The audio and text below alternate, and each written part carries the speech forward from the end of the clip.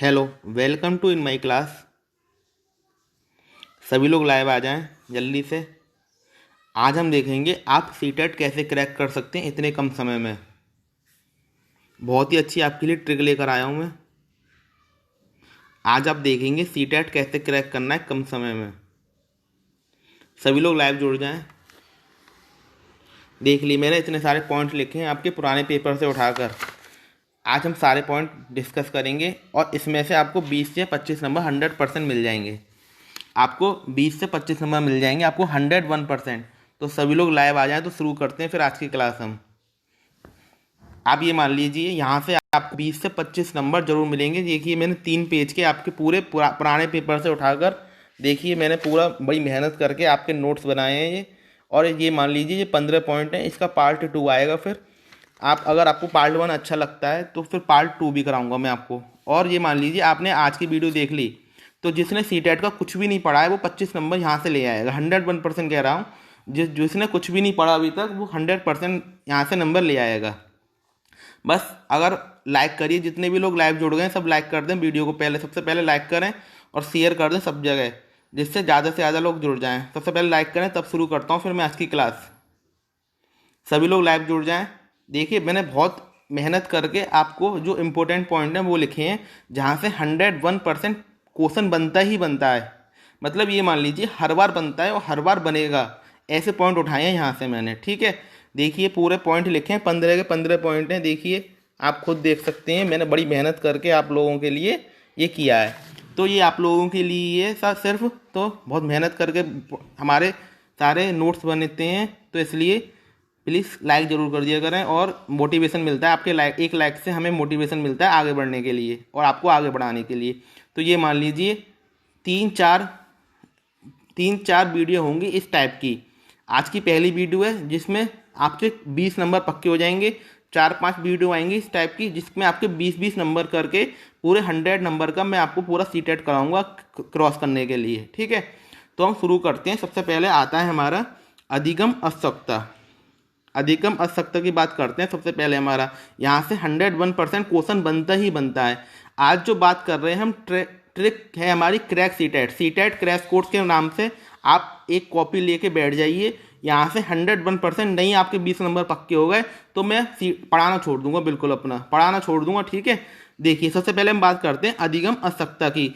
ये है हमारी लर्निंग डिसेबिलिटी। यहाँ से आपका 1 नंबर जरूर मिलेगा, 1 या 2 नंबर आपको।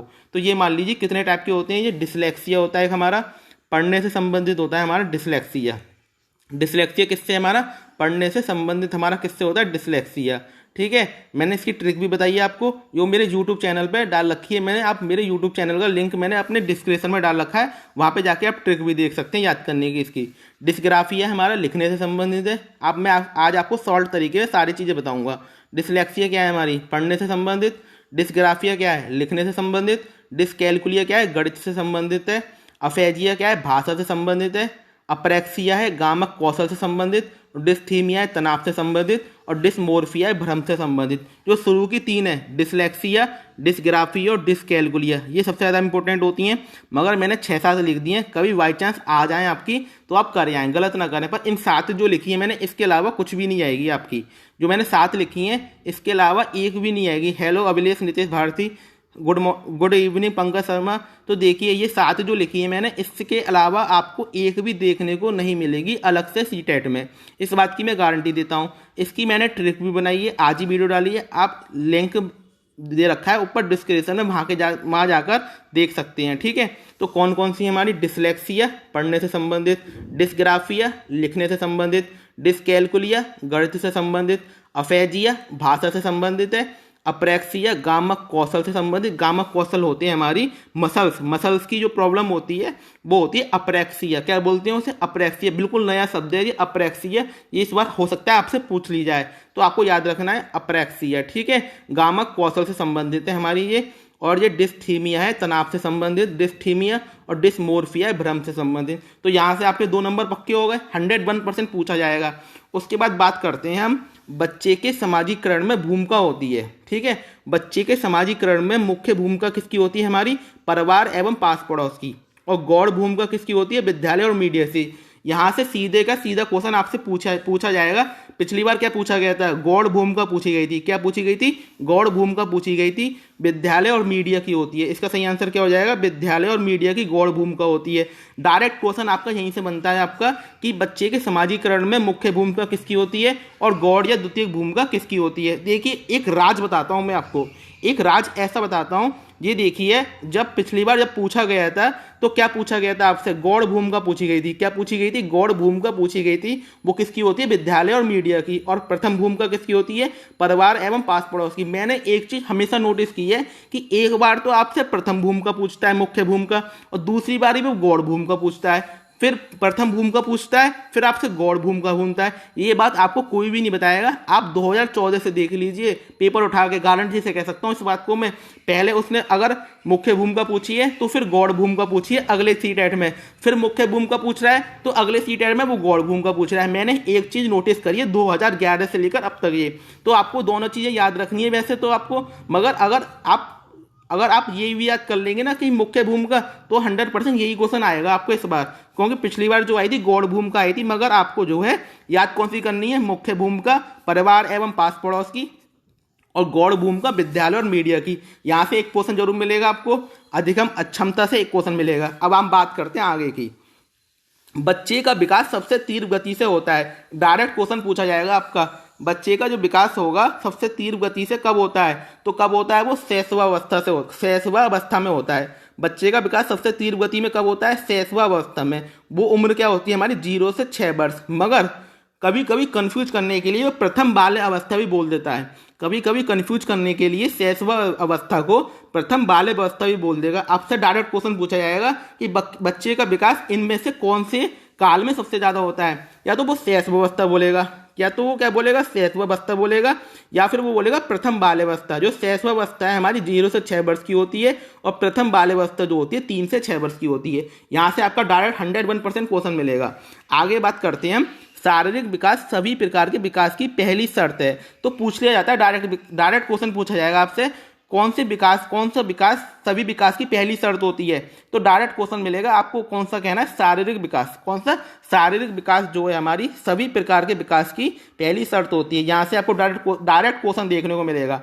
अब हम बात करते हैं समावेशी शिक्षा की। समावेशी शिक्षा से आपको 2-3 नंबर के क्वेश्चन 101% देखने को मिलते हैं। अब समावेशी शिक्षा होती क्या है, सभी प्रकार के बच्चों को बराबर शिक्षा देना। एक लाइन याद कर लीजिए, सभी प्रकार के बच्चों को बराबर शिक्षा देना, सभी प्रकार के बच्चों को बराबर शिक्षा देना। अब वो सभी प्रकार में कोई भी बच्चा हो, चाहे आपका वो अपांग हो, पिछड़ी जाति से हो, किसी भी वर्ग से हो, चाहे लड़का हो चाहे लड़की हो, कोई बच्चा हो, किसी भी जाति धर्म लिंग भेदभाव नहीं करेगा, और कोई सा भी स्कूल मना नहीं कर सकता। अब तो नियम भी आ गया, ये कोई सा भी स्कूल बच्चे को एडमिशन देने से मना नहीं करेगा। ये नेगेटिव पॉइंट बिल्कुल याद माइंड में भर लीजिए। समावेशी शिक्षा से आपको 101% क्वेश्चन देखने को मिलेगा। समावेशी शिक्षा क्या होती है, सभी प्रकार के बच्चे को बराबर शिक्षा देना। यहां से 101% क्वेश्चन मिलेगा आपको। तो मैंने 4-5 पॉइंट डिस्कस कर लिए जहां से आपको क्वेश्चन मिलेगा। एक हो गई हमारी लर्निंग डिसेबिलिटी, उसका हो गया बच्चे के समाजीकरण में भूमिका कौन सी होती है, मुख्य भूमिका गौड़ भूमिका। उसके बाद बच्चे का विकास सबसे तीव्र गति से कब होता है, कौन सी अवस्था में होता है, इसकी हमने बात कर ली, ठीक है। उसके बाद हमने बात करी है कौन से विकास पहली शर्त है, शारीरिक विकास, ठीक है। उसके बाद समावेशी शिक्षा की बात कर ली। यहां से आपको 10 नंबर 101% देखने को मिल जाएंगे। उसके बाद हम बात करते हैं, चलिए, बाल केंद्रित शिक्षा की। किसकी बात करते हैं, बाल केंद्रित शिक्षा की बात करते हैं। तो यहां से आपको बच्चा कैसा हो, यहां से आपको बहुत सारे पॉइंट देखने को मिलेंगे। बच्चा कैसा होना चाहिए, बच्चा सक्रिय होना चाहिए, बच्चे को केंद्र बिंदु होना चाहिए, बच्चा सक्रिय होना चाहिए, बच्चे को केंद्र बिंदु होना चाहिए, सर्वांगीण विकास वाला होना चाहिए, बच्चे को स्वतंत्र रखना है हमें, बच्चे को स्व अनुशासित रखना है, चिंता मुक्त रखना है, प्रश्न पूछने वाला रखना है, सहभागी सक्रिय मुख्य भूमिका। तो ये पॉइंट जो है यहीं से आपको क्वेश्चन देखने को मिलेगा 101%। वो पूछ लेगा बच्चा कैसा होना चाहिए। तो ये पॉइंट आप याद रख लीजिए, बिल्कुल आप नोट कर लीजिए, स्क्रीनशॉट ले लीजिए, कुछ कर लीजिए, प्लीज आप इसको नोट जरूर कर लीजिए, ठीक है। आप देखिए बच्चा कैसा होना चाहिए, सक्रिय, केंद्र बिंदु, सर्वांगीण विकास उसका, स्वतंत्र होना चाहिए, स्व अनुशासित होना चाहिए, चिंता मुक्त होना चाहिए, प्रश्न होना चाहिए, प्रश्न पूछने वाला होना चाहिए, सहभागी होना चाहिए, सक्रिय होना चाहिए, मुख्य भूमिका होनी चाहिए। ये जो मैंने लिखी है सारे प्रीवियस ईयर एग्जाम से उठाकर सारे पॉइंट लिखे हैं मैंने। इसके अलावा कोई सा भी आपका पॉइंट ऐसा नहीं है जो बच्चे के लिए पूछा गया हो, ठीक है। अब आपको इसको याद करना है या नोट कर लीजिए, कुछ भी कर लीजिए, पर अपने माइंड में बिल्कुल अपने माइंड में फिट कर लीजिए कि बच्चा कैसा होना चाहिए। सक्रिय होना चाहिए, केंद्र बिंदु होना चाहिए, सर्वांगीण विकास होना चाहिए उसका, स्वतंत्र होना चाहिए, स्व अनुशासित होना चाहिए, चिंता मुक्त होना चाहिए, प्रश्न होना चाहिए, प्रश्न पूछने वाला होना चाहिए, और सहभागी, सक्रिय, मुख्य भूमिका। अब ये तो हो गई बच्चे की बात। अब शिक्षक की क्या बात करते हैं हम? शिक्षक की बात करते हैं। शिक्षक कैसा होना चाहिए? शिक्षक निर्देशक होना चाहिए, गौड़ भूमिका शिक्षक की होनी चाहिए, सहायता करने वाला होना चाहिए, मार्गदर्शक होना चाहिए, आदर्शवादी होना चाहिए, शिक्षा मनोविज्ञान का ज्ञानी होना चाहिए। ये सारे पॉइंट मैंने कहाँ से उठाए हैं? बिल्कुल सीटेट के प्रीवियस ईयर पेपर में जो पॉइंट दे रखे हैं वहाँ से उठाए हैं, ठीक है। और इसके अलावा कोई सा भी पॉइंट आपसे अलग नहीं आएगा। तो आपकी समझ में आ गई कि बाल केंद्रित शिक्षा की बात करते हैं तो बच्चा कैसा हो, शिक्षक कैसा हो। अगर आपको वीडियो अच्छी लग रही हो तो प्लीज़ लाइक जरूर कर दें एक बार। और मैंने चैनल का लिंक जो दिया है डिस्क्रिप्शन में, अगर वहाँ पे आप सब्सक्राइब कर देंगे तो बहुत ही अच्छी बात होगी, क्योंकि वहाँ पर तो आपको एक से एक बढ़िया वीडियो देखने को मिलती है। ये वीडियो भी मैं वहाँ डालूंगा, ठीक है, तो आप बाद में भी देख सकते हैं। अब हम बात करते हैं भाषा विकास की सबसे संवेदनशील एवं महत्वपूर्ण अवधि कौन सी होती है। यह क्वेश्चन डायरेक्ट आपसे पूछा जाएगा कि भाषा विकास की सबसे संवेदनशील एवं महत्वपूर्ण अवधि कौन सी होती है। वो होती है हमारी शैशवावस्था। कौन सी होती है? वो हमारी शैशवावस्था होती है। भाषा विकास की सबसे संवेदनशील एवं महत्वपूर्ण अवधि कौन सी होती है? शैशवावस्था होती है भाषा विकास की सबसे संवेदनशील एवं महत्वपूर्ण अवस्था। डायरेक्ट क्वेश्चन बनेगा आपसे, आप टिक लगाएंगे शैशवावस्था, डायरेक्ट क्वेश्चन बनेगा। सबसे संवेदनशील होती है और सबसे संवेदनशील और महत्वपूर्ण होती है, ठीक है। आगे बात करते हैं जेंडर पक्षपात, लैंगिक मुद्दा। यहां से 101% क्वेश्चन मिलेगा।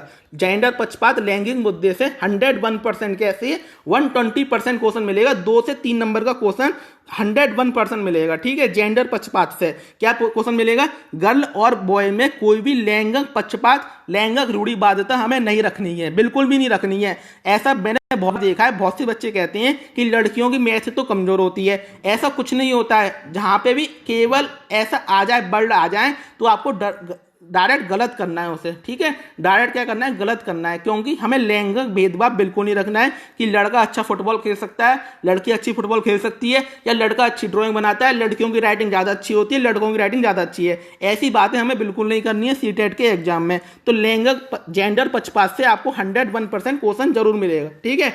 अब हम बात करते हैं स्कैफोल्डिंग की। ये बहुत ही इंपॉर्टेंट पॉइंट है और 101% आता ही आता है एग्जाम में। लिख के मान लीजिए 101% आएगा और 100% आएगा।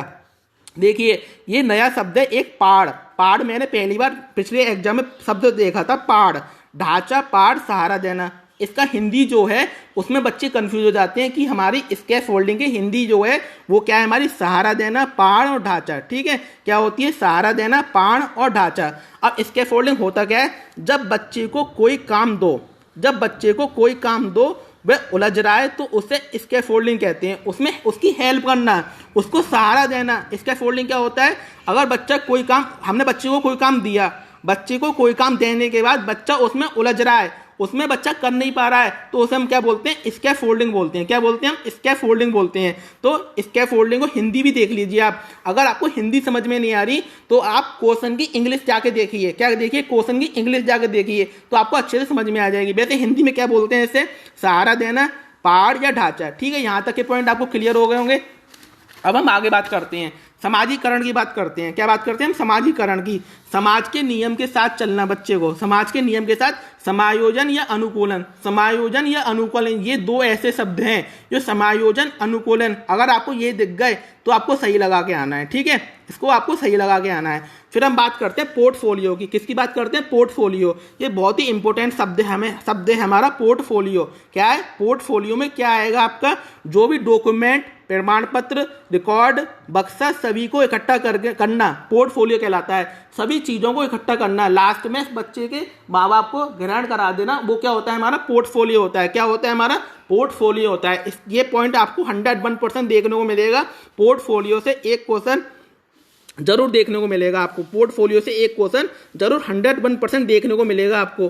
कोई भी डॉक्यूमेंट, कोई भी प्रमाण पत्र, रिकॉर्ड, बक्सा सभी को इकट्ठा करना क्या कहलाता है? हमारा पोर्टफोलियो कहलाता है। क्या कहलाता है? पोर्टफोलियो कहलाता है। ठीक है, इस चीज को आप अपने माइंड में बिठा लीजिए। ये पॉइंट 101% आपको देखने को मिलेंगे। मैंने बहुत रिसर्च करके पीछे वाले पेपरों को देख के ये पॉइंट लिए हैं। ठीक है, अब हम बात करते हैं बहुभाषिक या भाषा विविधता। ठीक है, बहुभाषिक क्या होती है? 2005 हमारा एनसीएफ कहता है बच्चे को मल्टी लैंग्वेज होना चाहिए। बच्चे को क्या है? मल्टी लैंग्वेज होनी चाहिए। आप इसमें 3 पॉइंट याद कर लीजिए। अगर आपको इसके अलावा कोई भी पॉइंट दिख जाए तो वो नेगेटिव हो जाएगा। ठीक है, आप 3 पॉइंट याद कर लीजिए।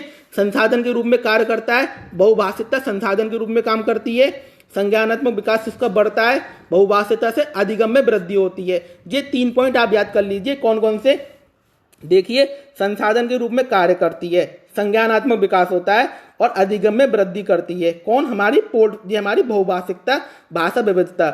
इसमें क्या कहा गया है? 2005 एनसीएफ कहता है बच्चे को मल्टी लैंग्वेज होनी चाहिए, मातृभाषा राज्य भाषा के साथ एक अन्य भाषा भी सिखानी चाहिए। तो बच्चे को क्या होना चाहिए? मल्टी लैंग्वेज होना चाहिए। ठीक है, अगर आप इन पॉइंट को याद रखेंगे तो ये मान लीजिए 20 से 25 नंबर आपके यहीं से बन जाएंगे, आपके 101%। उसके बाद हम बात करते हैं जेंडर लिंक की। एक सामाजिक समस्या है, डायरेक्ट आपसे क्वेश्चन पूछेगा जेंडर लिंक कैसी समस्या है? एक सामाजिक समस्या, संरचना है आपकी। कैसी संरचना है? एक सामाजिक संरचना है। इस चीज को आपको याद रखना है बिल्कुल। जेंडर लिंक कैसी संरचना है?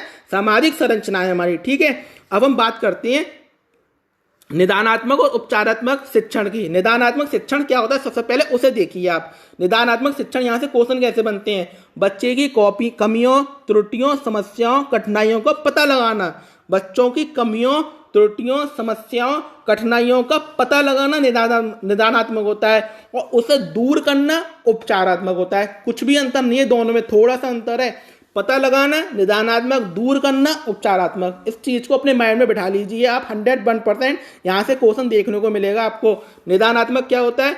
बच्चों की कमियों, त्रुटियों, समस्याओं, कठिनाइयों का पता लगाना क्या होता है? हमारा निदानात्मक होता है, और उसे दूर करना क्या होता है? उपचारात्मक होता है। तो ये पॉइंट आपको 100% 2 या 3 नंबर से देखने को 100% मिलेगा, 101%। और आज का लास्ट पॉइंट है हमारा विकास के मुख्य आयाम कौन कौन से होते हैं। विकास के मुख्य आयाम, आपसे डायरेक्ट क्वेश्चन पूछा जाएगा कि विकास के मुख्य आयाम कौन कौन से होते हैं। तो शारीरिक विकास, सामाजिक विकास, संज्ञानात्मक विकास, संवेगात्मक विकास। तो ये मैंने आज 15 पॉइंट कराए हैं आपको पूरे। कितने पॉइंट करा दिए? 15 पॉइंट करा दिए। जो जिसने भी नहीं देखे वीडियो उसके लिए ये मान लीजिए 20 से 25 नंबर चले गए उसके। यहाँ से 15 पॉइंट से आपके अगर 20 नंबर नहीं बने तो मैं सीटेट की वीडियो बनाना छोड़ दूंगा आज। अगर आपके 20 नंबर 100%, आप ये मत सोचिए डायरेक्ट आपको यहीं से क्वेश्चन मिल जाएगा जो मैंने बताया है।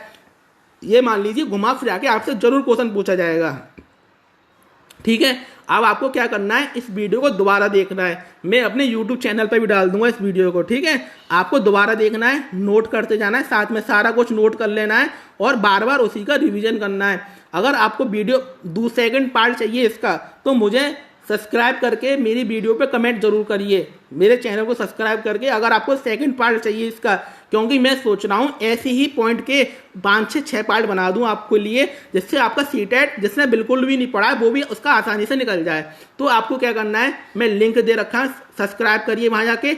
और मैं ये वीडियो डालने वाला हूँ अभी थोड़ी देर में अपने चैनल पर, उसमें कमेंट बॉक्स में जाकर ये बोल दीजिए कि हमें इसके सेकंड, थर्ड, फोर्थ पार्ट चाहिए ही चाहिए सर। तो अगर आप बोलेंगे तो मैं 100% आपके लिए मेहनत करके ऐसे ही पार्ट लेकर आऊँगा जिससे आपका सीटेट आसानी से निकल सकता है।